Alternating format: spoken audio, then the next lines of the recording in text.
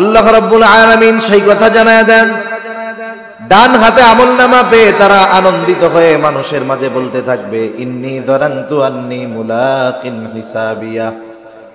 আমি ডান হাতে আমলনামা পাবার কারণ হলো যে আমি দুনিয়ায় এই ব্যাপারে দৃঢ় ধারণা, দৃঢ় বিশ্বাস রাখতাম যে আমাকে হিসাবের কাঠগড়ায় দাঁড়ানো লাগবে। আর একদল বাম হাতে আমলনামা পাবে, বাম হাতে, যে বাম হাতে আমলনামা পাবে সে আফসোস করবে সেদিন। কি বলবে? আল্লাহ তাআলা বলেন, ওয়া আম্মা মান উতিয়া কিতাবাহু বিশিমালি ফায়াকুলু ইয়া লাইতানি লাম উতা কিতাবিয়া ওয়া লাম আদরি মা হিসাবিয়া ইয়া লাইতাহা কানাতিল কাদিয়া মা আগনা আন্নি মালিয়া হালাকা আন্নি সুলতানিয়া। বাম হাতে যে আমলনামা পাবে সে বলবে, ইয়া লাইতানি লাম উতা কিতাবিয়া, হায় দুর্ভোগ, আমি যদি এই কিতাব, এই আমলনামা না পাইতাম তাহলে কতই না ভালো হতো। লাম উতা কিতাবিয়া ওয়া লাম আদরি মা হিসাবিয়া, আমি যদি এই হিসাব না জানতাম, এই হিসাবটা যদি আমি না জানতাম কতই না ভালো হইতো। আমি যদি প্রথম মৃত্যু, ওই যে যখন মরছিলাম, ওটাই যদি আমার চূড়ান্ত খতম হয়ে যাইতো কতই না ভালো হইতো।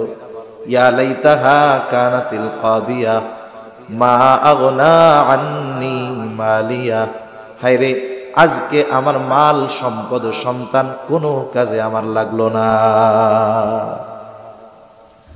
আমার ক্ষমতা কোনো কাজে লাগলো না। কারণ মানুষ যখন বাম হাতে আমলনামা পাবে সে বুঝতে পারবে তার সব কিছুই নিষ্ফল। দুনিয়ার সম্পদের বাহাদুরি, টাকা পয়সার বাহাদুরি, ধন দৌলতের বাহাদুরি, সমতার বাহাদুরি, কোনো কিছুই কাজ হবে না যদি বাম হাতে আমলনামা পেয়ে যায়। এই জন্য আমাদের প্রত্যেকের উচিত কোন কর্মগুলো করলে ডান হাতে আমলনামা পাওয়া যাবে ওই কর্মগুলো বেশি বেশি করা। আল্লাযী খালাকাল মাউতা ওয়াল হায়াতা লিয়াবলুয়াকুম আইয়ুকুম আহসানু আমালা। আল্লাহ রাব্বুল আলামিন বলেন, তিনি আল্লাহ। বলে কে?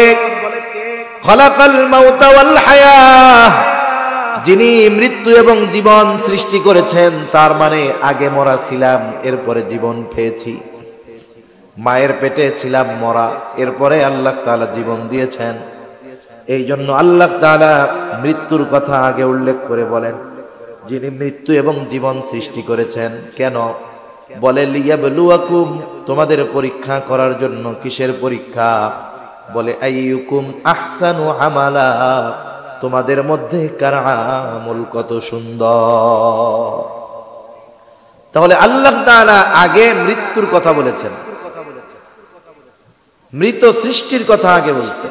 তার মানে রূহ এক পাশে রাখেন, রূহ মনে করেন নাই। মায়ের পেটের ভিতরে যখন আমি আপনি গেছি, ছিলাম একটু পানি, ওইটার থেকে একটা মরা মাংসের টুকরা হয়েছে, ওইটা তো মরা। এরপরে আল্লাহ তাআলা ওই মরা মাংসের টুকরার মধ্যে প্রাণ দিয়েছেন। এজন্য আল্লাহ আগে বলছেন কি? আমি মৃত্যু এবং জীবন সৃষ্টি করেছি। 120 দিন পর আল্লাহ তাআলার নির্দেশে মায়ের পেটের মধ্যে একজন ফেরেশতা চলে যায়। ফেরেশতার দায়িত্ব কি? ওজাইয়া যে কাজগুলো আল্লাহর নির্দেশে করে, প্রথমে আল্লাহর নির্দেশে রূহ মায়ের পেটের মধ্যে ওই মৃত মাংসের টুকরার মধ্যে রূহ ফুঁকা দেয়।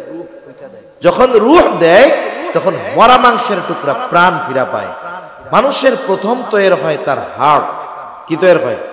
হার্ট। হাতও হয় না, পাও হয় না, চোখও হয় না, মাথাও হয় না, কানও হয় না, কিচ্ছু হয় না।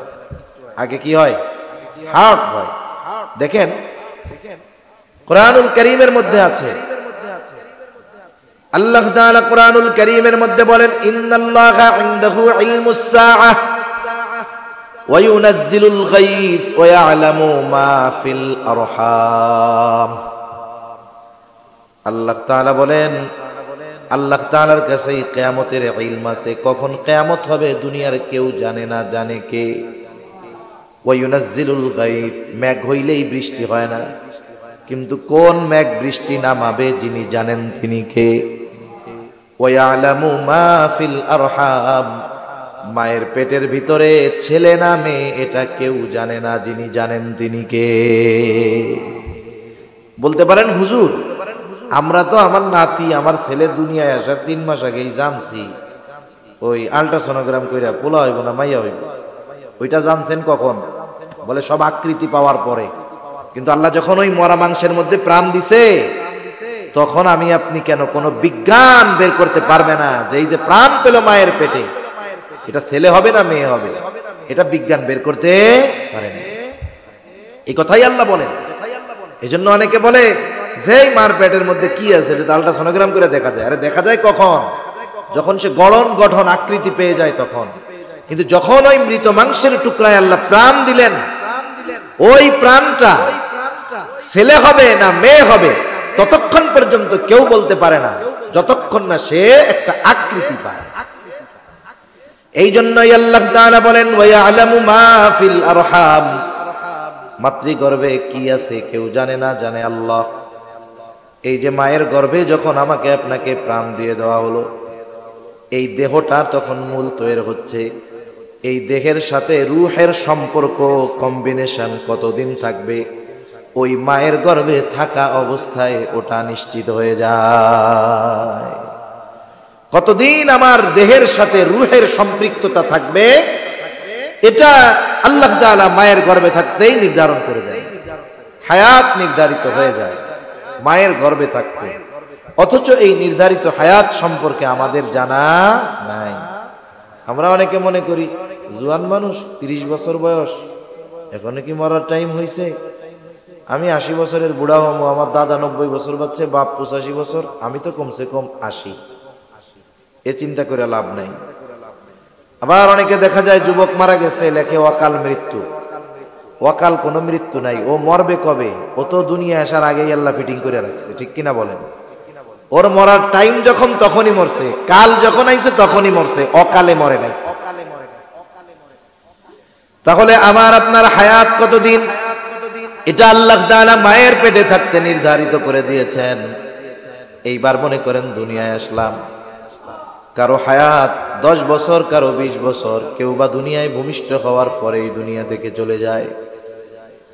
আমার আপনার নির্ধারিত সময় আছে, ওই সময় যখন চলে আসবে সুস্থ থাকলেও বাঁচা যাবে না, সময় যদি না আসে অসুস্থ হলেও সে মরবে না। আর সময়টা এত নিখুঁত ভাবে নির্ধারণ করা যে মালাকুল মাউত একেবারে যথাসময়ে হাজির হয়ে যাবে। এক মুহূর্ত আগেও সে আসবে না, এক মুহূর্ত আসার ক্ষেত্রে বিলম্বও সে করবে না। আল্লাহ তাআলা সেই কথাও জানায় দিয়ে বলেন ফাইদা জাআ আজালুহুম লা ইস্তাখিরুনা সাআতাও ওয়া লা ইস্তাকদিমুন। যথাসময়ে মৃত্যু হাজির হয়ে যাবে, যথাসময়ে মালাকুল মউত হাজির হবে, এক মুহূর্ত আগেও আসবে না, এক মুহূর্ত বিলম্ব তার হবে না। আমার আপনার থেকে রূহটাকে বের করে নিয়ে যাবে। আসলে কার মৃত্যু কেমন হবে, কোরআনুল কারীমের মধ্যে আল্লাহ তাআলা নেককারের মৃত্যুর কথাও জানায় দেন, বদকারের কথাও আল্লাহ জানায় দিয়েছেন। হাদিসের মধ্যেও আসছে বদকার আর নেককারের মৃত্যুটা কেমন হবে। আরে নেককার এর জন্য মৃত্যু তো হাদিয়া, কারণ নেককার জানে মৃত্যু হলো একটা পর্দা, এপারে দুনিয়া ওপারে রয়েছে তার জন্য আল্লাহর জান্নাত। এজন্য মৃত্যু মুমিনের জন্য হাদিয়া, কিন্তু যারা দুনিয়ায় পাপাচারে লিপ্ত হয়েছে এদের জন্য তো কঠিন। রূহের সাথে এই দেহের সাথে দীর্ঘ অবস্থানের কারণে একটা মহব্বত তৈরি হয়ে যায়। মনে করেন আপনাদের বাড়ি কুমিল্লা, আপনার সাথে চাকরি করে ওই তেতুলিয়ার একজন, এখান থেকে 700-800 কিলোমিটার দূর, আত্মীয়তার সম্পর্ক নাই, রক্তের সম্পর্ক নাই, একসাথে 10 বছর চাকরি করছেন, একসাথে থাকছেন। বলেন তো যখন তার থেকে আপনারা বিচ্ছিন্ন হয়ে যাবেন, এই লোকটার জন্য কষ্ট লাগবে, কান্নাকাটি করবে মানুষ, ঠিক না? এই যে দুইজন একসাথে থাকার কারণে দুজন যখন পৃথক হতে যায় মায়া লাগে, অনেক স্মৃতি মনে পড়ে, কান্না আসে, কান্নাকাটি করে। আজকে আমার ছোট একটা বাচ্চা আছে, মাদ্রাসায় পড়ে, মাদ্রাসার মুহতামিম সাহেব দায়িত্ব ছেড়ে দিয়েছেন, চলে যাবেন। ছোট ছোট বাচ্চারা চিন্তা করে, মুহতামিম সাহেব বাচ্চাদের খুব মহব্বত করে, ভালোবাসে। মুহতামিম সাহেব চলে যাবেন, একটা বিদায় সংবর্ধনা অনুষ্ঠান হইতেছে, বাচ্চারা গেছে, হুজুর চলে যাবে, এটা বাচ্চাদের সহ্য হয় নাই, কান্নাকাটি শুরু করে দিয়েছে। ছোট ছোট বাচ্চারা, অবুঝ শিশু, ওস্তাদের বিচ্ছেদ হবে তাদের সাথে, এই কারণে তাদের কষ্ট লাগতেছে। তার মানে একসাথে কিছুকাল অবস্থান করলে একটা মায়া, মোহাব্বত, ভালোবাসা পয়দা হয়, এটা স্বাভাবিক বিষয়। একসাথে থাকা অবস্থায় অনেক মনোমালিন্যতা হতে পারে, একসাথে যখন আসে কথা কাটাকাটি হয়, হয়তো মারামারিও হয়, কিন্তু যখন বিচ্ছেদের সময় আসে তখন কিন্তু একে অপরের প্রতি মায়া লাগে, কষ্ট লাগে। আরে এই লোকটার সাথে এতদিন থাকলাম, কথা কাটাকাটি হয়েছে, কত কত আনন্দ করছি, কত রাগারাগি হয়েছে, কত মান অভিমান হয়েছে। রূহের সাথে, দেহের সাথে এই দীর্ঘ সময়ের সম্পর্ক। এই জন্য মালাকুল মাউত যখন আসে, কিছু কিছু অবস্থা এমন হয় যে রূহ দেহ থেকে আলাদা হইতে চায় না, বিচ্ছেদে কষ্ট পায়। কিন্তু মুমিন ব্যক্তির ক্ষেত্রে ভিন্ন রকম। কেন? হাদিসের মধ্যে আসছে, মুমিন ব্যক্তির রূহ নেওয়ার জন্য যেই ফেরেশতারা আগমন করে, আজরাইল আলাইহিস সালাম হলেন মৃত্যুর ফেরেশতাদের সর্দার। ওনার বাহিনী যখন পাঠায় দেওয়া হয়, নেককার বান্দার কাছে তারা সাদা সুন্দর পোশাক পরিহিত অবস্থায় আসে, সুঘ্রাণময় পোশাক এবং নরম তুলতুলে তোয়ালে কাপড় নিয়ে হাজির হয়। নেককার বান্দার পাশে এসে তাকে অভয় দিতে থাকে, চিন্তা কইরো না। রহমতের ফেরেশতারা তার কাছে আসে, আইসা অভয় দিতে থাকে, চিন্তা কইরো না, তুমি ভয় পেও না, আল্লাহ তাখাফু ওয়ালা তাহজানু ওয়া আবশিরু বিল জান্নাহ। ওই ফেরেশতারা আইসা তাকে অভয় দিয়ে বলে, তুমি চিন্তা কইরো না, ভয়ও পেও না। শুধু তাই না, ওই ব্যক্তি ঈমানদার, দুনিয়ায় থাকা অবস্থায় তাকে জান্নাতের সুসংবাদ জানায়া দেয়। মৃত্যুর কষ্ট সবার হয়, কিন্তু জান্নাতের সুসংবাদ যখন জানতে পারে ওই কষ্টটা তার অনুভব হয় না। যেমন মনে করেন, মানুষকে যখন অপারেশন করে, বুক ফেটে ফেলে, কেটে ফেলে, হার্ট অপারেশন করে, ড্রিল মেশিন দিয়ে হাড় কাটে, হাতুড়ি বাটাইল দিয়া হাড় কাটে অপারেশনের সময়, হার্ট অপারেশনে। কিন্তু যেই ব্যক্তির অপারেশন, ও কোনো কিছু টের পায় না। কেন? বলে অ্যানেস্থেসিয়া দিয়ে দিছে, অবশ হয়ে গেছে। ব্যথা ঠিকই লাগে, কিন্তু অ্যানেস্থেসিয়ার কারণে ব্যথা অনুভব হয় না। আবার আধুনিক চিকিৎসা তো এত সহজ, বলে রোগীকে অজ্ঞানও করে না, সজ্ঞানে ওই স্থানটাকে অবশ করে ওপেন হার্ট সার্জারি করা হয়। ও দেখতেছে যে আমার এটা কাটতেছে, কিন্তু ব্যথা লাগে না। ব্যথা লাগে ঠিক, অনুভব হয় না, অ্যানেস্থেসিয়ার কারণে। আল্লামা জুবায়ের আহমদ আনসারী রাহমাতুল্লাহি আলাইহি হুজুর মাঝে মধ্যে উপমা দিতেন এরকম, যে আগে আমরা গ্রামে দেখছি মুসলমানি দিত, মুসলমানি যে দিত এর কি কয়? হাজাম। হাজাম কয় না? হাজাম। হাজাম যেই গ্রামে ঢুকতো, ওই গ্রামে যেই কয়টা পোলাপানের আকাটা ছিল আর কি, হাজাম দেখলেই মনে করতো আজরাইল আইছে, সাঙ্গের উপরে উঠে গিয়া বলাইতো যে কারে আজকে জবাই দিয়ে দেয় তার ঠিক আছে। এই ভয়ে পোলাপান সব পালাইতো, মানে আরে খুব ডরাইতো সবাই, যাদের মুসলমানি দেওয়া হয় নাই। এখন যারে মুসলমানি দিবে তার বাড়ির লোক তোরে ধরে টরে আনছে, আর ও তো কান্নাকাটি করে অবস্থা খারাপ। আর হাজাম যারা, এরা খুব রসালো মানুষ, রসের কথা কইতে পারে, মানুষের সাথে খুব সহজে মিশতে পারে, পোলাপানের সাথে অল্প সময়ের মধ্যে পোলাপানের সাথে একবারে গল্প টল্প জমায় ফেলছে। গল্প করতে করতে কয়, বেড়া তোরে কি তোরে মারলে তোর ব্যথা লাগে? না লাগে না। সিমটি দিলে ব্যথা লাগে? না দেই তো এরকম দিছে, ব্যথা লাগে না, মানে একটু উত্তেজিত বানাই দিছে না। ব্যথা লাগলেও তো কইব লাগে না, ব্যথা লাগে না, চোখ বন্ধ করতো, ব্যথা লাগে।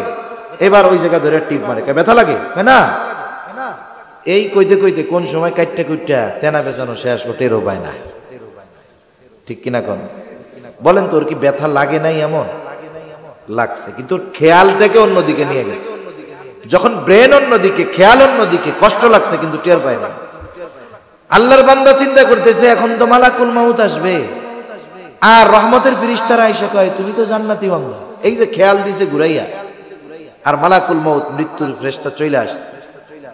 আয়েশা কি করে? মুমিন বান্দার পাশে আয়েশা বলে, ও আল্লাহর প্রিয় বান্দার রূহ, আল্লাহর রহমতের দিকে ধাবিত হও। এই কথা যখন বলা হয়, মুমিনের ঘামের সাথে শ্বাসের সাথে আস্তে করে রূহ বের হয়ে যায়। নবীজি বলেন, কেমন যেন গ্লাসের মধ্যে যখন জগ থেকে আস্তে আস্তে পানি ঢালা হয়, অনুরূপভাবে মুমিন ব্যক্তির রূহ তার দেহ থেকে ওই মৃত্যুর ফেরেশতাদের ওই সুঘ্রাণময় কাপড়ের মধ্যে চলে আসে। তার মৃত্যু তো সুন্দর, কত সুন্দর মৃত্যু তার। এইবার ওই কাপড় পেঁচানো নিয়ে আসমানের দিকে ফেরেশতারা রওনা হয়ে যায়। চতুর্দিক সুঘ্রাণময় হয়ে যায়। আসমানের প্রত্যেক আসমানের দরজা আছে। প্রথম আসমানের দরজার কাছে যখন যাওয়া হয়, আসমানের দরজার পাহারাদারেরা জিজ্ঞাসা করে, কে কার রূহ? বলে অমকের ছেলে অমক। বলে হ্যাঁ, লোকটা বড় ভালো মানুষ ছিল, এর জন্য আসমানের দরজা খোলার অনুমতি রয়েছে। তার মানে দেখেন, দুনিয়ায় অনেক মানুষ আছে, দুনিয়ার মানুষ হয়তো তাদেরকে চিনে না, কিন্তু আসমানের ফেরেশতাদের কাছে তারা অপরিচিত না। বলে হ্যাঁ, লোকটা খুব ভালো ছিল, দরজা খুলে দেওয়া হয়। এভাবে 7 আকাশের দরজা তার জন্য খুলে দেওয়া হয়। আর আল্লাহ তাআলার পক্ষ থেকে বলা হয়, যাও আমার এই বান্দার নামটা জান্নাতীদের তালিকায় অন্তর্ভুক্ত করে দাও। সুবহানাল্লাহ। আর যদি ব্যক্তি পাপিষ্ঠ হয়, পাপাচারে লিপ্ত ব্যক্তি হয়, তাওবা করে নাই, এই ব্যক্তির কাছে ফেরেশতারা কুৎসিত চেহারায় খসখসে মোটা গন্ধযুক্ত কাপড় নিয়ে হাজির হয়ে যায়। তার কাছে তো আর রহমতের ফেরেশতা আসে না। ওই মালাকুল মউত মৃত্যুর যেই ফেরেশতারা যেই সূরাতে তার কাছে আসে, দেখে সে ভয় পেয়ে যায়। বলে, এই পাপিষ্ঠ ব্যক্তির রূহ আল্লাহর আযাবের দিকে অগ্রসর হ।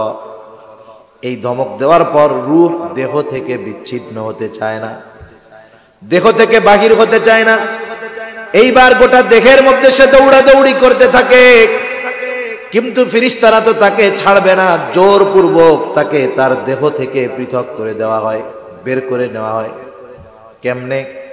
বলে, যদি কোনো শিক গরম দেওয়া হয় আর সেটাকে যদি তুলার মধ্যে ঢুকায় দেওয়া হয়, ওই শিক গরম শিক তুলার মধ্যে গলে পেঁচায়া যায়।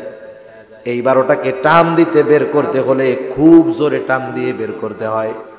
বলে ওই রকম ভাবে তার দেহ থেকে রূহটাকে বের করা হয়। কষ্টটা কত হয় তাফসীরের মধ্যে আসছে।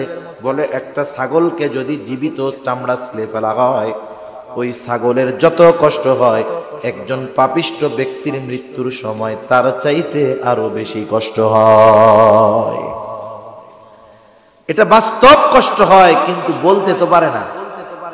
যদি বলতে পারতো তাইলে আমরা বুঝতে পারতাম কি কষ্ট হয়, কিন্তু ওর তো বলার আর সুযোগ নাই।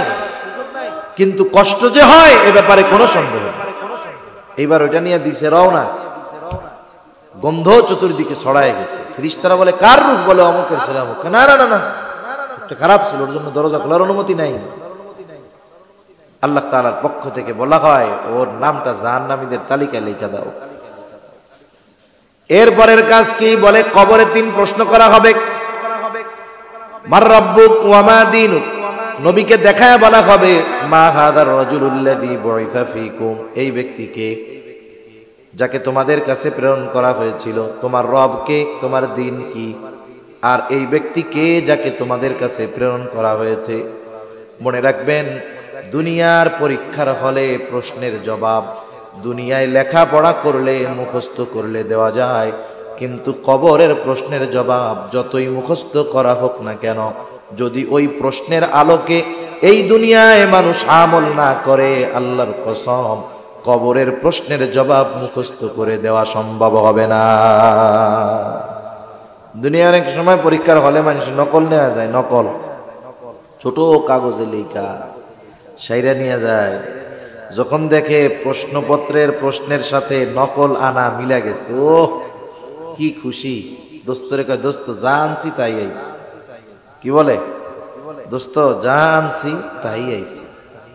এখন কেউ যদি এই চিন্তা করে যে মরার সময় পোলা পানরে ওসিয়ত করে যাবো 3 প্রশ্নের জবাবটা একটু কাগজে লেখা দিস কাফনের মধ্যে, আইসা জিজ্ঞাসা করলে কইয়া দিব যে কি জিজ্ঞাসা করবা জানি, এই যে উত্তর কাম হবে।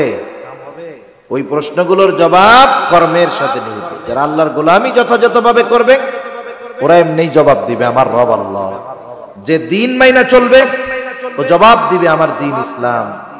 যে নবীর সুন্নাত অনুযায়ী চলবে ও এমনি বলবে আমাদের নবী মুহাম্মদুর রাসূলুল্লাহ সাল্লাল্লাহু আলাইহি ওয়াসাল্লাম।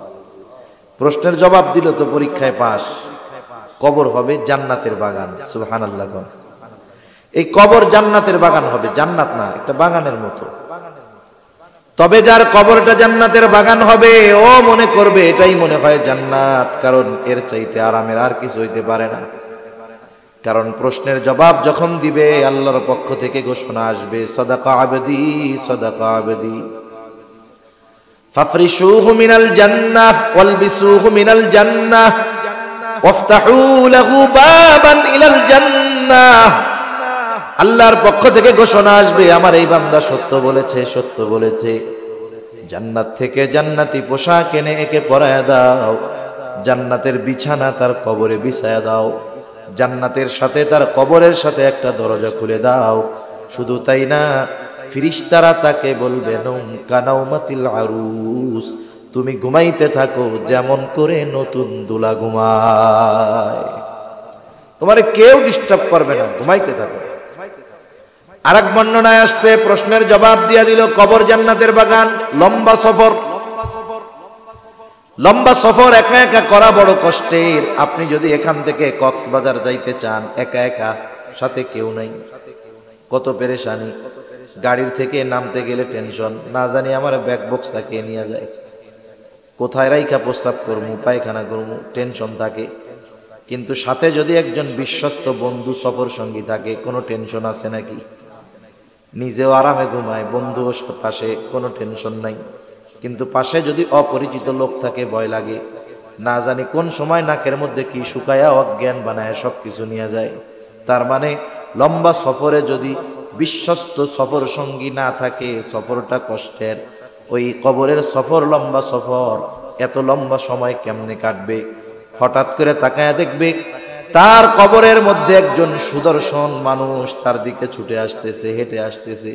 কিরে, লোকটা এত সুন্দর, দুনিয়ায় তো কোনোদিন দেখি নাই। জিজ্ঞাসা করবে কি ব্যাপার রে ভাই, তোমাকে তো চিনতে পারলাম না, কি তোমার পরিচয়? এইবার ওই সুদর্শন লোকটা জবাব দিবে তুমি আমাকে চিনতে পারো নাই, শোনো আমি হইলাম দুনিয়ার তোমার নেক আমল।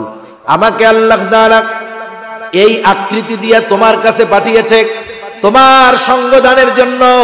তুমি চিন্তা করো না, ভয় পেও না বন্ধু, আমি তোমাকে জান্নাত পর্যন্ত না পৌঁছায়া দিয়া তোমার থেকে এক মুহূর্তের জন্য আলাদা হব না। শোনেন নাই? হাদিসের মধ্যে আসছে সূরা মুলক পড়ো, বলে কি হবে? সূরা মুলক কবরে সাথী হবে, সুবহানাল্লাহ। সূরা বাকারা, আলে ইমরান কবরে সাথী হবে। একজন মাথার কাছে দাঁড়াবে, আরেক সূরা পার কাছে দাঁড়াবে। আযাব দিতে আসলে বলবে এই খবরদার, এরা আমাদের পাঠক, কোনো আযাব দেওয়ার সুযোগ নেই। সুবহানাল্লাহ। এই নেক আমল, ভালো কাজগুলো ভালো আকৃতিতে আমাদের আলমে বরজখে আমাদের সাথী হবে। আর যেটা মন্দ কাজ করছে ও তো জবাব দিতে পারে নাই, কবরে বিভিন্ন রকমের শাস্তি। দুনিয়ায় যেমন অপকর্ম করবে অপকর্মের আলোকে আলমে বরজখে তাকে শাস্তি দেওয়া হবে। এমনিই তো কঠিন কষ্ট, কবর সংকীর্ণ করে দেওয়া হবে, আগুনের বিছানা বিছিয়ে দেওয়া হবে, জাহান্নামী পোশাক পরাইয়া দেওয়া হবে, আগুনের পোশাক। এমনিই তো কষ্ট, এর পর দেখবে যে একজন বিভৎস কুৎসিত চেহারার লোক তার দিকে আসছে। এইখান থেকে যদি আপনি আপনাদের ওই ইলিয়টগঞ্জ রিলায়েন্স পাম্প যাইতে চান, কথার কথা 5-3-4 কিলো রাস্তা যাইতে চান, উঠছেন রিক্সায় বা সিএনজিতে, কিন্তু আপনার পাশে এমন একটা উঠছে 3 বছর গোসল করে না, দাঁত মাজে না, মাথায় জট, কাপড়ের কালার এত ময়লা হয়েছে যে উপর দিয়ে এরকম ময়লা ফালানো যাবে, লোকটার 15 হাত দূর থেকে গন্ধ পাওয়া যায়। ওই রকম একটা লোক যদি আপনার পাশে বসে, 5 মিনিটে আপনার 500,000 কিলোমিটার সফরের কষ্ট হবে। ওরে দেখলেই তো আপনার এইটুক যাইতে জান বের হয়ে যাবে। তার মানে লম্বা সফরে যদি সাথী যদি কষ্টকর হয় তাহলে এটা বড় কষ্টের। এইবার ওই লোককে দেখে তার আরো বিরক্তি হবে, এমনিই তো কষ্ট। ও জিজ্ঞাসা করবে এই মুসিবতের সময় তুমি আবার কে রে ভাই? বলবে তুমি কি আমাকে চেনো নাই? বলে না। বলে আমি হলাম তোমার দুনিয়ার সুদ, ঘুষ, বেপর্দা, বেনামাজি, গোনা, মিথ্যা। আল্লাহ তাআলা তোমার পাপগুলোকে এই রূপ দিয়ে আমাকে তোমার কাছে পাঠিয়েছে। তুমি যতই কষ্ট পাও না কেন, তুমি যতই বিরক্ত হও না কেন, আমি তোমার থেকে ততক্ষণ পর্যন্ত আলাদা হব না যতক্ষণ না তোমাকে আমি জাহান্নামে পৌঁছায়া দেই। আমি জাহান্নামে পৌঁছায়াই তোমার থেকে আলাদা হব। তাহলে এর কষ্টটা কত? আর যার কবরটা জান্নাতের বাগান, এর আরাম কত? যার কবর জান্নাতের বাগান, ও মনে করবে এটা জান্নাত। আর যে ওই শাস্তি ভোগ করবে, ও মনে করবে এর চেয়ে কঠিন শাস্তি আর কেমনে হয়, এটাই মনে হয় জান্নাত। কিন্তু ফেরেশতারা জানাবে যে না ভাই, এটা তো জান্নাত না, বরং জান্নাতে যে নেয়ামত, এইখানের তুলনায় যে নেয়ামত জান্নাতে, তুমি তা কল্পনাও করতে পারতেছো না। বলেন তো, আমি আপনি যদি এতটুকু ভালো একটা আছে আমার কাছে, আমি দেখলাম যে ওরে আল্লাহ, এর চেয়ে আরো বড় ভালো আছে, তখন ওই ছোটটা নিয়ে আমি কি খুশি থাকবো না ভালোটা চাবো আরো? যেই ও আরো ভালো জান্নাতের কথা শুনবে, নেয়ামতের কথা শুনবে, ও এবার আল্লাহর কাছে বলবে আল্লাহ তাড়াতাড়ি কিয়ামত কায়েম করেন, আমি জানি আমার আসল জায়গা জান্নাতে যাইতে পারি। আর জাহান্নামী, যার কবর জান্নাতের গর্ত, ও মনে করবে এটা জাহান্নাম। ওকে বলা হবে না না, এটা জাহান্নাম নয়, বরং জাহান্নামের তুলনায় এটা কিছুই না। বরং কিয়ামতের পর তোমার জন্য এমন আবাসস্থল আছে যার আযাব অকল্পনীয়। এই কথা শুনে সে এতটা ভীত হবে, দোয়া করা শুরু করবে, আল্লাহ কিয়ামত যেন কখনোই কায়েম না হয়।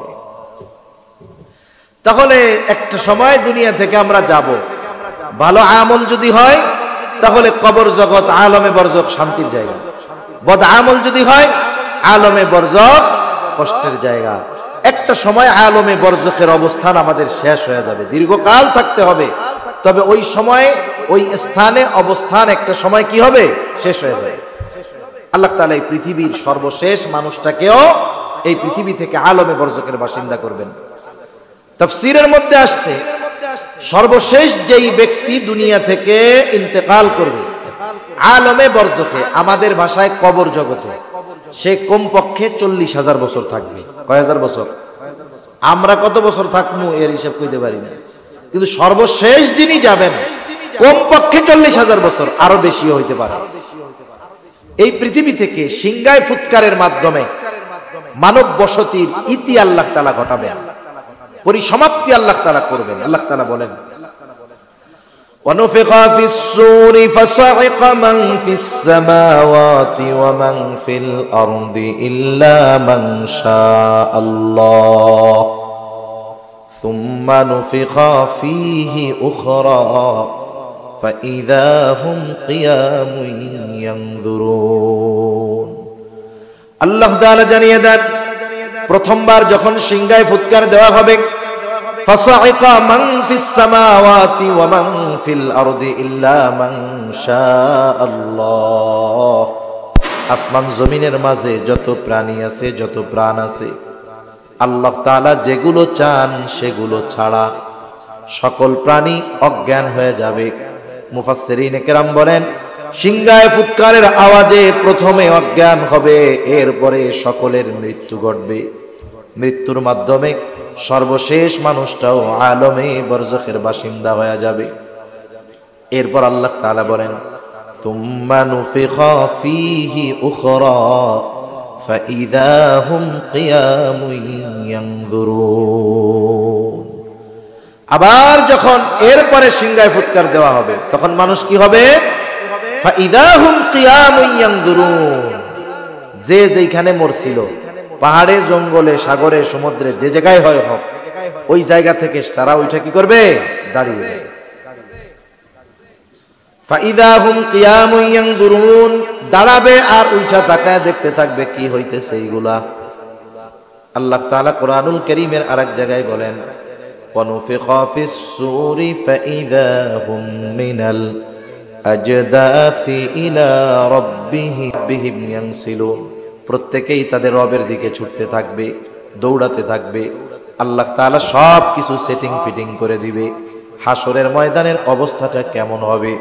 রাসূলুল্লাহ সাল্লাল্লাহু আলাইহি ওয়াসাল্লাম বলেন, কিয়ামতের দিন মানুষকে যখন পুনরুত্থিত করা হবে, পুনরুজ্জীবিত করা হবে, সকল মানুষ বিবস্ত্র অবস্থায় উঠবে, কারো গায়ে পোশাক থাকবে না।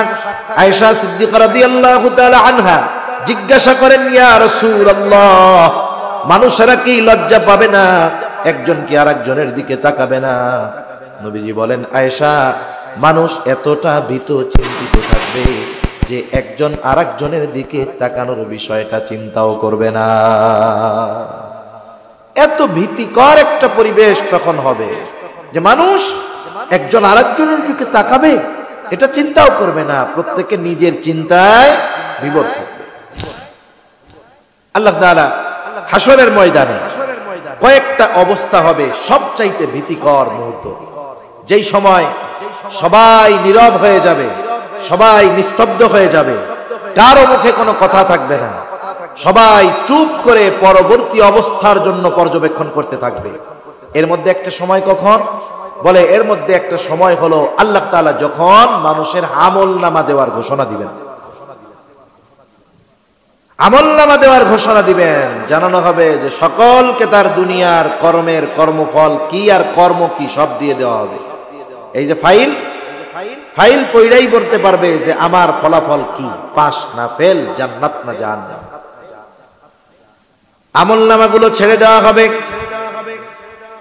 এমন হবে না একজনের আমলনামা আরেকজনের কাছে চলে যাবে, এমনটা হবে না, বরং আমলনামা যার তারটা তার কাছেই যাবে।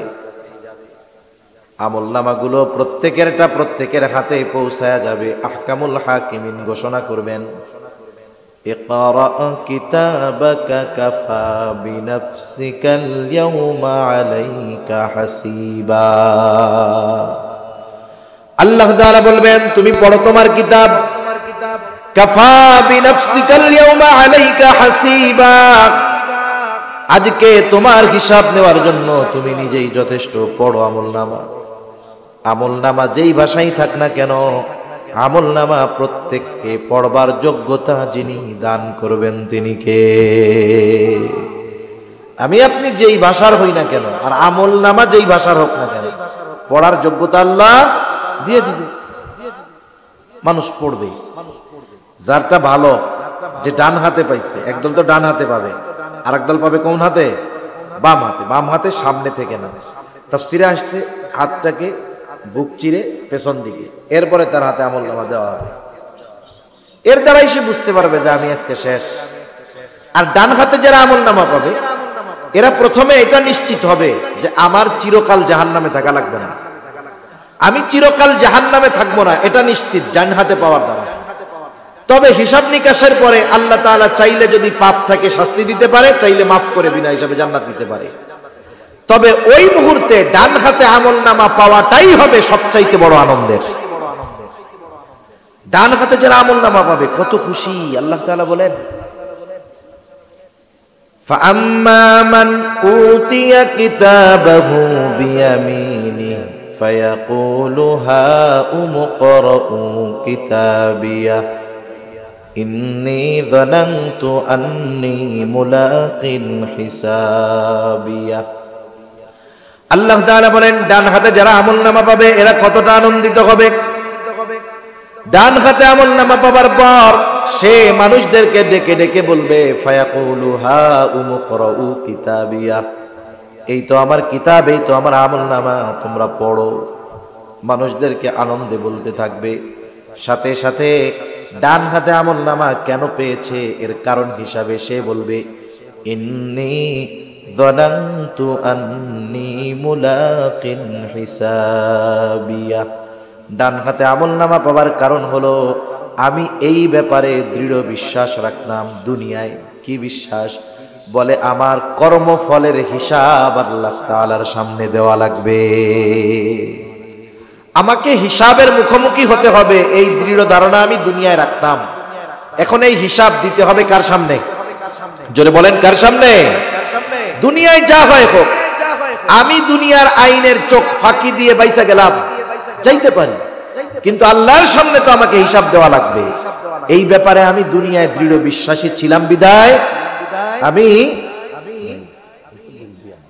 সম্ভব না, আমি হয়তো 7:15 পর্যন্ত করতে পারবো, কষ্ট দিয়ে না ভাই।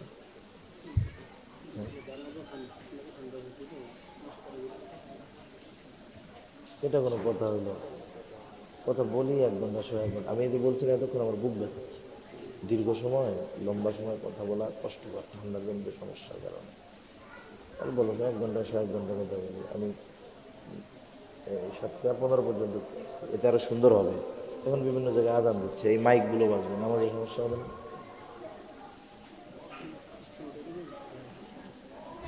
কথা হলো না।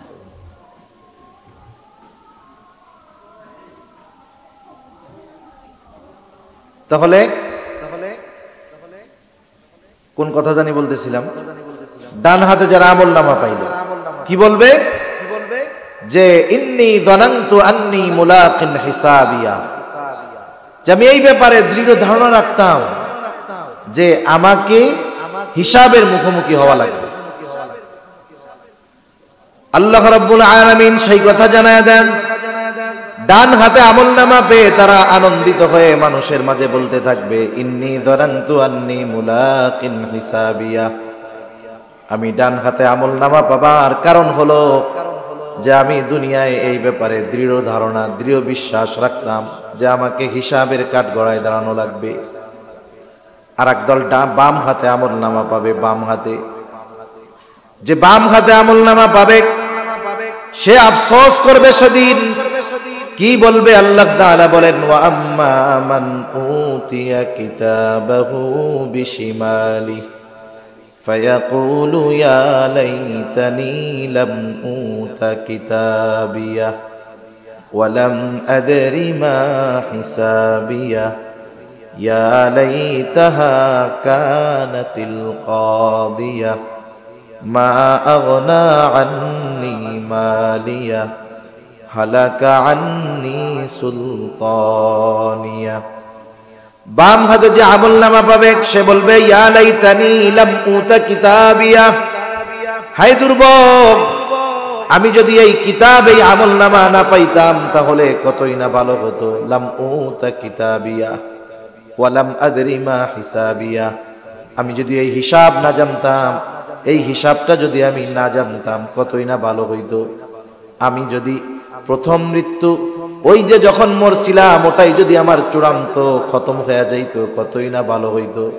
ইয়া লাইতাহা কানাতিল কাদিয়া মা আগনা আন্নি মালিয়া, হায় রে, আজকে আমার মাল সম্পদ সন্তান কোনো কাজে আমার লাগলো না, আমার ক্ষমতা কোনো কাজে লাগলো না। কারণ মানুষ যখন বাম হাতে আমলনামা পাবে সে বুঝতে পারবে তার সব কিছুই নিষ্ফল। দুনিয়ার সম্পদের বাহাদুরি, টাকা পয়সার বাহাদুরি, ধন দৌলতের বাহাদুরি, সমতার বাহাদুরি, কোনো কিছুই কাজ হবে না যদি বাম হাতে আমলনামা পেয়ে যায়। এই জন্য আমাদের প্রত্যেকের উচিত কোন কর্মগুলো করলে ডান হাতে আমলনামা পাওয়া যাবে ওই কর্মগুলো বেশি বেশি করা, ওই কর্মগুলো আমাদের বেশি বেশি করা। তাহলে ডান হাতে যে আমলনামা পাবে সে জান্নাতি, বাম হাতে যে আমলনামা পাবে সে জাহান্নামী। সর্বশেষ যদি কেউ পাপের কারণে জাহান্নামী হয়ও, ডান হাতে আমলনামা পাইছে, এক সময় ঈমানের কারণে আল্লাহ তাআলা তাকে মাফ করে জান্নাত দিয়ে দিবে, ঠিক কিনা কোন? এবার সবাই ডানপন্থী জান্নাতি, বামপন্থী জাহান্নামী। ডানপন্থী জান্নাতি, জান্নাতি জান্নাতে চলে যাবে, কিন্তু বাস্তবতা হলো সে যখন জান্নাতে যাবে, জান্নাতে গিয়ে দুনিয়ার পরিচিত সবাইকে পাবে না, দুনিয়ার পরিচিত জন সবাইকে দেখতে পাবে না। জান্নাতের মধ্যে গিয়া তার পরিচিত জন সে খুঁজতে থাকবে, কিন্তু দেখবে কোথায় রে, সবাই তো জান্নাতে নাই। তাফসিরে ইবনে কাসির সহ প্রসিদ্ধ সব তাফসিরের মধ্যে এসেছে আল্লাহ তাআলা জান্নাতীদের মধ্যে কথাবার্তা এবং দেখার ব্যবস্থা আল্লাহ তাআলা করে দিবে। জান্নাতি জাহান্নামী পরস্পরকে দেখবে, জান্নাতি জাহান্নামী পরস্পর কথাবার্তা বলবে। কেমনে দেখবে, কথা বলবে, এটা আধুনিক জামানায় বোঝা সহজ।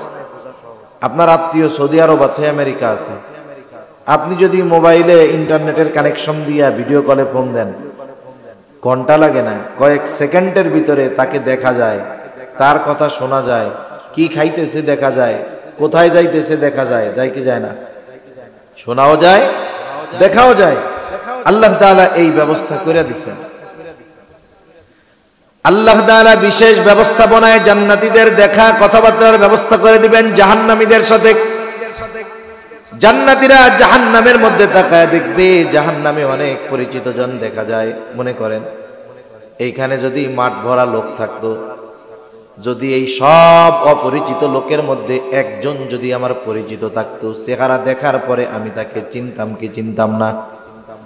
অনুরূপভাবে জাহান্নামী সব অপরিচিত, কিন্তু তাকায় দেখবে এইটা আমার পরিচিত, পরিচিত গুলাকে চিনতে পারবে, চিন্তা করবে আহারে এই মানুষটার সাথেই তো দুনিয়ায় আমি চলাচল করতাম, আহারে সে আজকে জাহান্নামী। এই দৃশ্য দেখে জান্নাতি আল্লাহর দরবারে কৃতজ্ঞতার মাত্রা বাড়ায় দিয়া বলবে, আল্লাহ আপনি যদি আমার প্রতি দয়া না করতেন তাইলে হয়তো আজকে আমাকেও ওর সাথে জাহান্নামে থাকা লাগতো, আজকে হয়তো আমাকে ওর সাথে জাহান্নামে থাকা লাগতো। আল্লাহর শুকরিয়া আদায় করবে যে আপনার কারণেই, আপনার রহমতের কারণেই আমি দিনের উপরে চলতে পারছি আর আজকে জান্নাতে আছি। এবার জাহান্নামী জান্নাতীদেরকে দেখবে, বেশিরভাগ অপরিচিত, তাতে কি পরিচিত যে তারে চিনতে পারবে। পরিচিত জন যখন দেখবে জান্নাতের মধ্যে তখন আফসোস করবে, বলবে আরে এই লোকটাই তো আমার প্রতিবেশী ছিল, বন্ধু ছিল, একসাথে চলাচল করতাম, আজকে ও জান্নাতি আমি জাহান্নামী। আফসোস করবে, আফসোস যদি দুনিয়ায় ওর কথা শুনতাম তাহলে আজকে আমিও ওর সাথে জান্নাতে থাকতে পারতাম। এইবার জাহান্নামী আফসোস করবে, এই আফসোস তার কষ্ট বৃদ্ধির কারণ হয়ে যাবে। আফসোস তার কষ্ট বৃদ্ধির কারণ হবে। এইবার দেখার পরে জান্নাতীদের একটু জানতে মন চায় যে এরা কি জন্য জাহান্নামে গেল, জাহান্নামী কেন হইল, নিজেদের মধ্যে আলোচনা করতেছে, জানতেও মন চায়। আল্লাহ তাআলা বলেন, আল্লাহ তাআলা এবার জান্নাতি আর জাহান্নামীদের মধ্যে কথাবার্তার ব্যবস্থা করে দিবে। সুবহানাল্লাহ কন্যা। জান্নাতীরা জাহান্নামীদের জাহান্নামে যাওয়ার কারণ জিজ্ঞাসা করবে, বলে মা সালাকাকুম ফি সাকার, কোন জিনিসে তোমাদেরকে সাকারে আনলো, কারণ কোন কারণে তোমরা জাহান্নামী হইলা, কোন আমলের কারণে জাহান্নামী হইলা, জিজ্ঞাসা করবে জাহান্নামে যাওয়ার কারণ। এইবার জাহান্নামীরা তাদের জাহান্নামে যাওয়ার কারণ বলবে। মুফাসসিরিনে কেরাম বলেন এখানে যদি চিরস্থায়ী জাহান্নামী হয় এক হিসাব, আর যদি ইমানদার পাপের কারণে জাহান্নামে গেল তাহলে আর এক হিসাব। এখন আসেন প্রথম কারণ তারা বলবে জাহান্নামী হওয়ার, কি বলবে? ক্বালু লাম নাকু মিনাল মুসাল্লিন। এক নাম্বার কারণ তারা বলবে আমরা মুসল্লি ছিলাম না, আমরা নামাজি ছিলাম না, মুসল্লি ছিলাম না। যদি প্রশ্নটা কাফেরদের ব্যাপারে হয় তাহলে কথা হবে এরকম যে আমরা ঈমান তো আনি নাই, নামাজিদের সাথে নামাজও পড়ি নাই। আর যদি জাহান্নামী চিরকাল জাহান্নামী না হয় তাহলে তার তো ঈমান আছে কিন্তু বদআমল করছে নামাজ না পড়া, এই জন্য বলবে জাহান্নামী হওয়ার কারণ হলো নামাজ পড়ি নাই, মুসল্লি ছিলাম না। এখন মুসল্লি কাকে বলে? সপ্তাহে একদিন জুমার মসজিদে হাজিরা দিলে সে মুসল্লি নয়, বরং প্রকৃত মুসল্লি তো সে শত ব্যস্ততায়ও যার নামাজ ছুটে যায় না, বরং পাকা মুসল্লি তো সে যার অন্তর মসজিদের সাথে লাগোয়া থাকে। হাদিসের মধ্যে আসছে, নবীজি বলেন কিয়ামতের দিন 7 শ্রেণীর মানুষকে আল্লাহ তাআলা আরশের ছায়ায় স্থান দিবে। কয় শ্রেণীর মানুষ? 7 শ্রেণীর মানুষ। এদের মধ্যে এক শ্রেণীর মানুষ নবীজি বলেন রাজুলুম কলবুহু মুআল্লাকুম ফিল মাসাজিদ। এক শ্রেণীর মানুষ হলো নবীজি বলেন যাদের অন্তর সর্বদা মসজিদের সাথে লাগোয়া থাকে। সে যেখানেই যাক না কেন নামাজের সময় হলে কাজে কর্মে লিপ্ত থাকতে পারে না। নামাজের সময় যখন চলে আসে তার মধ্যে এক ধরনের অস্থিরতা কাজ করে এবং সে তখন মসজিদে গিয়ে আল্লাহর কুদরতি কদমে লুটিয়ে পড়ে ওই অন্তরের মধ্যে প্রশান্তি ফিরিয়ে আনে। প্রকৃত নামাজি নামাজের ওয়াক্ত যখন হয়, নামাজ না পড়া পর্যন্ত তার মধ্যে একটা অস্থিরতা কাজ করে, ঠিক কিনা কোন? মসজিদে দৌড় দেয় যত ব্যস্ততা থাক, বলে এই লোক যদিও সব সময় মসজিদে না, কিন্তু অন্তর মসজিদের সাথে লাগোয়া। হাসরের দিন যখন কোথাও ছায়া থাকবে না, 7 শ্রেণীর মানুষকে আল্লাহ আরশের ছায়ায় জায়গা দিবে। এই 7 শ্রেণীর মধ্যে এক শ্রেণীর মানুষ হলো এই ধরনের লোক, পাক্কা মুসল্লি। আল্লাহ আমাদের পাক্কা মুসল্লি হওয়ার তৌফিক দান করেন।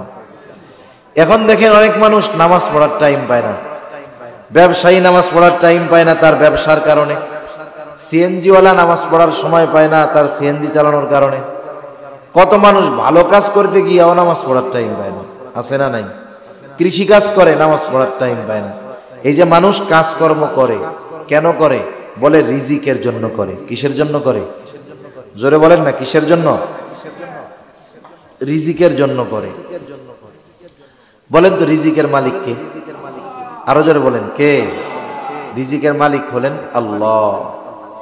এখন কেউ যদি রিজিক পাওয়ার আশায় রিজিকের মালিকের বলে দেওয়া পদ্ধতি বাদ দিয়ে নিজের পদ্ধতিতে পরিশ্রম করে রিজিক অন্বেষণ করতে চায়, নামাজ কালাম বাদ দিয়া, তাহলে বলেন তো বরকতময় রিজিক কি সে পাবে? কখনোই পাবে না। যা পাবে দেখবেন অভাব দোষে না। এই জন্য আল্লাহ তাআলা জানায় দেন, বান্দা মুসল্লি হয়ে যাও, আমি আল্লাহ রিজিক দিয়া দিব।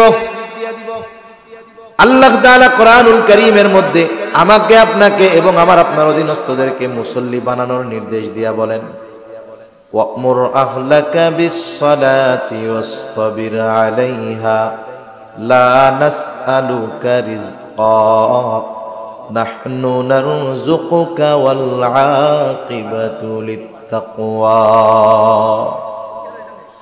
আল্লাহ রাব্বুল আলামিন বলেন, ওয়া'মুর আহলাকা বিস-সালাতি ওয়াসতাবির আলাইহা, তুমি তোমার অধীনস্থদেরকে নামাজের আদেশ করো, তুমিও তার উপরে অটল থাকো। ওয়াসতাবির আলাইহা, তুমিও তার উপরে অটল থাকো। লা নাসআলুকা রিজকা, বান্দারে তুমি নামাজি হয়ে যাও, ঘরের মানুষদেরকে নামাজি বানাও।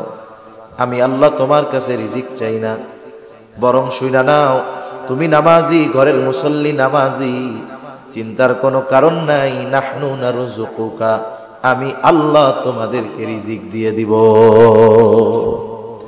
তাহলে যদি বরকতময় প্রশস্ত রিজিক আমরা চাই, তাহলে আমাদের নামাজি হতে হবে, আমাদের অধীনস্থ যারা তাদেরকেও নামাজি বানাতে হবে। অনেক মানুষ আছে নিজে নামাজ পড়ে, কিন্তু অধীনস্থ পোলাপান, ছেলে মেয়ে, ওয়াইফ, এরা নামাজ কালাম পড়ে না। এজন্য নিজেও নামাজি হতে হবে, অধীনস্থদেরকেও নামাজি বানাতে হবে। তাহলে রিজিকের মধ্যে বরকত দিবেন কে? জোরে বলেন, কে? কত মানুষ লাখ টাকা বেতন পায়ও মাস শেষে অভাব যায় না, কিন্তু আপনার এলাকার মসজিদ মাদ্রাসার শিক্ষক, ইমাম, এনাদের কথা চিন্তা করেন। বেতন যা পায়, বাস্তবিক অর্থে অনেকে আইসা হুজুরের কাছেই বলে, হুজুর 50,000 টাকা বেতন পাই, 2 জন লোক, এরপরেও টাকা পয়সা থাকে না, দোয়া করেন হুজুর। এখন হুজুর চিন্তা করে আমার বেতনটা বাড়ানোর একটা সুযোগ হইল। এখন কয়, ভাই আপনার 50,000-এ চলে না, আপনি কেশিয়ার মানুষ, আমারে বেতন দেন 10,000, আমার বেতনটা 2,000 বাড়ান। কেন হুজুর, আপনার ইনকামে বরকত আছে। বরকত আছে ঠিক আছে, কিন্তু এই যে বরকত আছে বলাটা কথা ভালো, মতলব খারাপ। তার মানে হুজুরকে তার যোগ্য প্রাপ্য সম্মানী না দেওয়া, এটা হলো মূল উদ্দেশ্য। এজন্য বাস্তবে ইনকামের মধ্যে বরকত আছে, আর এই বরকতের কারণও তো আছে। কোন ইমামের ঘরে বেনামাজি বউ আছে? জোরে কন্যা আছে? নাই। কোন মুহতামিম সাহেবের ঘরে বেনামাজি ওয়াইফ আছে? মাদ্রাসার শিক্ষকের ঘরে বেনামাজি ওয়াইফ আছে? বেনামাজি মা বাপ আছে? পোলাপাইন আছে? হুজুরের ঘরে তো ল্যাংটাটাও 5 ওয়াক্ত নামাজ পড়ে, যেটা বিছানায় মুতে ওইটাও 5 ওয়াক্ত নামাজ পড়ে। ও যে সেজদা দেয় আল্লাহ রে, আল্লাহ তাআলা হয়তো ওদের সেজদার বদৌলতে ইমাম, হাফেজ, আলেম, এদের অল্প উপার্জনে বরকত দিয়ে দেয়, ঠিক কিনা? এজন্য আল্লাহ তাআলাই বলেন তুমি নামাজি হও, ঘরের মানুষদেরকে নামাজি বানাও, তাহলে আমি আল্লাহ তোমাদের রিজিক দিয়া দিব। তাহলে যারা রিজিক অন্বেষণের ব্যস্ততায় নামাজ বাদ দেয় এরা চালাক না বলদ? এদের চাইতে বড় বোকা আর বলদ আর কেউ আছে? এজন্য নামাজ ঠিকমতো পড়লে দুনিয়ায় তো রিজিক পাওয়া যায়, আল্লাহর দেওয়া বরকতময় রিজিক, আখিরাতে জাহান্নাম থেকে বাঁচা যায়। 2 নাম্বার কারণ তারা বলবে ওয়ালাম নাকুনু তুইমুল মিসকিন, আমরা মিসকিনদেরকে খানা খাওয়াইতাম না। অসহায় দরিদ্রদের খানা খাওয়ানো বড় ফজিলতের কাজ। নবীজি সাল্লাল্লাহু আলাইহি ওয়াসাল্লামের কাছে একজন লোক এসে জিজ্ঞাসা করে আইয়ুল ইসলামি খাইর, ইসলামের মধ্যে সর্বোত্তম আমল কোনটা? নবীজি ছিলেন উম্মতের রূহানি ডাক্তার। একই প্রশ্ন ব্যক্তির পরিবর্তনে জবাবও তিনি ভিন্ন রকম দিতেন, ব্যক্তির ভিন্নতায় জবাব ভিন্ন রকম দিতেন।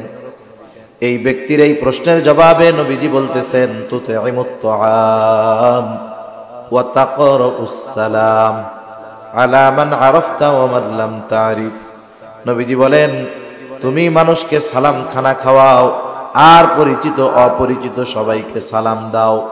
এই যে খানা খাওয়ানোর কথা বলতে গিয়া নবীজি বলেন নাই দরিদ্ররে খাওয়াও ধনীরে খাওয়াবা না, বরং মুহাদ্দিসিনে কেরাম বলেন একেবারে একজন গরিব মানুষ সেও যদি আল্লাহর সন্তুষ্টির জন্য একজন ধনী মানুষকে খানা খাওয়ায় সওয়াব আছে না নাই?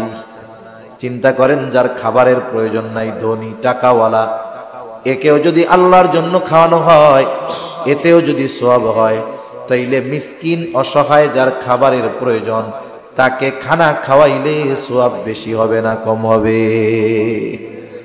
বেশি সওয়াব হবে। কেন? 2টা কারণ। 1 নাম্বার, খাওয়াইছেন যার প্রয়োজন নাই তারে আল্লাহর জন্য খাওয়াইয়া সওয়াব, কিন্তু এরে খাওয়াইলে মিসকিন রে খাওয়াইলে সওয়াব কমপক্ষে 2 গুণ। কেন? বলে 1 নাম্বার তার তো খাবারের প্রয়োজন, খাবারটা তার কি প্রয়োজন। হাদিসের মধ্যে আসছে নবীজি সাল্লাল্লাহু আলাইহি ওয়াসাল্লাম বলেন যখন কোন মুসলমান অপর মুসলমানের প্রয়োজন মিটায় আল্লাহ রব্বুল আলামিন ওই মুসলমানের দুনিয়া আখিরাতের প্রয়োজনগুলো মিটিয়ে দেয়। আবার খানা খাওয়াইলে খানা খাওয়ানোর আলাদা ফজিলত। এখন এই মিসকিনটা যদি আমার আপনার প্রতিবেশী হয় তাইলে এরে খাওয়াইলে আরো বেশি ফজিলত। কেন? 1 নম্বরে প্রতিবেশী হিসাবে ফজিলত, 2 নম্বরে খানা খাওয়ানোর ফজিলত, 3 নম্বরে প্রয়োজন মেটানোর ফজিলত। এখন এই প্রতিবেশী মিসকিন যদি আত্মীয় হয়, অনেক সময় আছে না আত্মীয় প্রতিবেশী কিন্তু দরিদ্র মানুষ, তাইলে সওয়াব আরো বেশি। বলে 1 নাম্বার আত্মীয়তার হক আদায় হয়, 2 নাম্বার মিসকিনের খানা খাওয়ানোর সওয়াব হয়, 3 নাম্বার প্রয়োজন মেটানোর সওয়াব হয়, 4 নাম্বার কি হয়? প্রয়োজন মেটানোর সওয়াব হয়, খানা খাওয়ানোর সওয়াব হয়, তারপরে আত্মীয় হিসাবে সওয়াব হয়, প্রতিবেশী হিসাবে সওয়াব হয়, 4 গুণ সওয়াব পাওয়া যায়। এজন্য নিকটস্থ আত্মীয় যদি অভাবী দরিদ্র থাকে এদের খবর বেশি বেশি নেওয়া দরকার। এই যে মাদ্রাসা আছে, অনেক ইয়াতীম অসহায় আছে, মিসকিন আছে, গরিবের পোলাপান পড়ে, যদি আপনারা পারেন এদেরকে খাওয়াবেন, চাউল দিয়া দিবেন, নাইলে বাড়িতে লজিং রেখে খাওয়াবেন। খাওয়াইলে কোনো লস নাই। আর খাওয়ানোটা স্বার্থের জন্য নয়, বরং খাওয়াইতে হবে কার জন্য? জোরে কোন? আত্মীয় স্বজনদের দাওয়াত দিয়ে খাওয়ানো হয়, ফজিলত ফায়দা আছে না নাই? কোন আছে? বিবাহ শাদীর দাওয়াত দেয়, ছেলের অলিমা হবে, দাওয়াত দিয়ে খাওয়ায়, সওয়াব আছে না নাই? আছে তো, সওয়াব আছে। আবার খাওয়াইয়া যদি টাকা নেয় ফজিলত আছে, টাকার ফজিলত তো আছে, সওয়াব নাইলে না হইলো, টাকা তো কিছু হইছে। কতজন হিসাব করে 2 লাখ খরচ করে আমার 5 লাখ কামাই হয়েছে, ব্যবসা ভালোই। এটা হলো ভদ্রবেশে ডাকাতি। এর কি দাওয়াত দেওয়া বলে নাকি? খানা খাওয়াইতে হবে, যাকেই খাওয়াই, দরিদ্র হোক অসহায় হোক বড়লোক হোক, কার জন্য খাওয়াবো? অনেকে গরিব প্রতিবেশীর উপকার করে এই স্বার্থে যে আমি ডাক দিলে কাম কাজ করে দিব। একটা শীতের পোশাক দিছে এই উদ্দেশ্যে, ডাক দিলে কাম কাজ করে দিব। এখন পোশাক দিছে, খাওয়াইছে, কাজের জন্য ডাকছে, আসে না, এখন খোটা দেয়। হ্যাঁ, আমার ভাই বিদেশের থেকে জ্যাকেটটা পাঠাইছে, আমি মাত্র 3 দিন গায়ে দিয়েছি, তোমারে দিয়ে দিলাম, কালকেও আমরা গোস্ত না খাইয়া তোমাকে খাওয়াইলাম, আর একটু কাজের জন্য ডাকলাম, আসলা না। এই খোটা দেওয়া লোক আছে না নাই? তার মানে বোঝা গেল আল্লাহর জন্য খাওয়াই নাই। সাহাবায়ে কেরাম আল্লাহর জন্য খাওয়াইতো। আল্লাহ তাআলা তাদের ব্যাপারে বলেন, ইন্নামা নুতঈমুকুম লিওয়াজহিল্লাহি লা নুরিদু মিনকুম জাযাআও ওয়ালা শুকুরা। আল্লাহ রাব্বুল আলামিন বলেন, তারা বলে ইন্নামা নুতঈমুকুম লিওয়াজহিল্লাহ, তোমাদেরকে আমরা আল্লাহর জন্যই খানা খাওয়াইছি, যেহেতু আল্লাহর জন্য খাওয়াইলাম, লা নুরিদু মিনকুম জাযাআ, তোমাদের কাছে আমরা কোনো বিনিময় চাই না, প্রতিদান চাই না, ওয়ালা শুকুরা, এই খানা খেয়ে তোমরা আমাদেরকে ধন্যবাদ দাও, আমাদের কৃতজ্ঞতা প্রকাশ করো, এটাও চাই না। শুকরিয়া আদায় খানা খাইয়া আল্লাহ তাআলার করবা, খানা খাওয়াইছি আল্লাহ তাআলার জন্য, এর প্রতিদান আমাদেরকে আল্লাহ তাআলাই দিবে। এজন্য মিসকিন অসহায় যারা আছে আমরা এদের খানা খাওয়াবো, বলেন ইনশাআল্লাহ। প্রতিবেশী হইলে আরো বেশি হকদার, ইমানের সাথে সম্পৃক্ত। নবীজি বলেন ওই ব্যক্তি মুমিন না যে পেট ভইরা খায় আর তার প্রতিবেশী অভুক্ত থাকে। নবীজি সাল্লাল্লাহু আলাইহি ওয়াসাল্লাম এজন্য